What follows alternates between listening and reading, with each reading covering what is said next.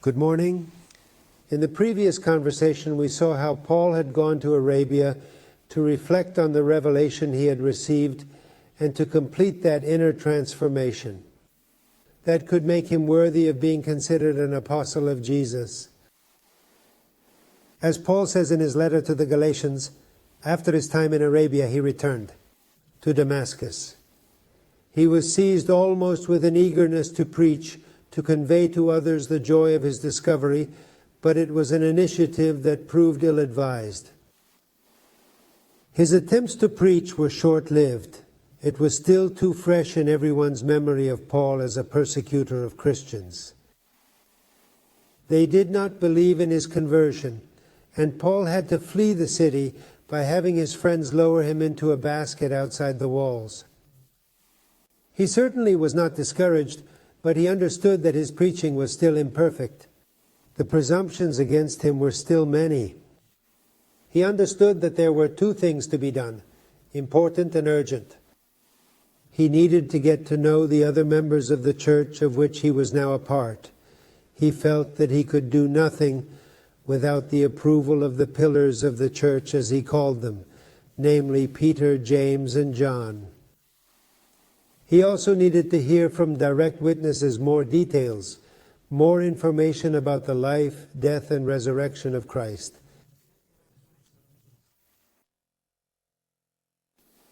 He then went to Jerusalem, but still found much distrust. Providence intervened again and introduced him to Barnabas, a Christian originally from Cyprus, and it was he who introduced him to the apostles Peter and James, with whom he stayed for 2 weeks. It was a very fruitful stay for him. He had the opportunity to participate with Peter and the early Christians in the Eucharistic supper, and it is precisely from one of his letters that we were able to learn the words of the consecration of the bread and wine, which had by then been canonized by the early church. Similarly, being in Jerusalem, he went to inquire of the witnesses still living about what had most impressed him from the beginning of his conversion. Again, in his first letter to the Corinthians, Paul records that more than 500 people witnessed the event.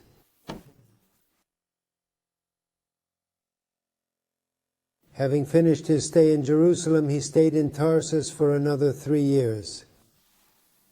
He will have spent that time continuing to deepen his faith. He will also have humbly accepted the fact that he was no longer respected by the local community as a learned Israelite, but looked upon with suspicion as a follower of a still unfamiliar sect. It is very likely that in Tarsus he failed to solicit many conversions. Indeed, he does not mention this in his letters. In the same way Jesus had little success with when he went to preach in the city of his youth, Paul must have felt as if torn. On the one hand, he knew that he had received a clear mission from Jesus and was eager to fulfill it. He had also prepared for this mission by going to Jerusalem to meet with the apostles, but he still could not understand how and in what direction he should exercise it. He must surely have prayed a lot, and 3 very long years passed in this way, until something new happened. We will see this in the next meeting.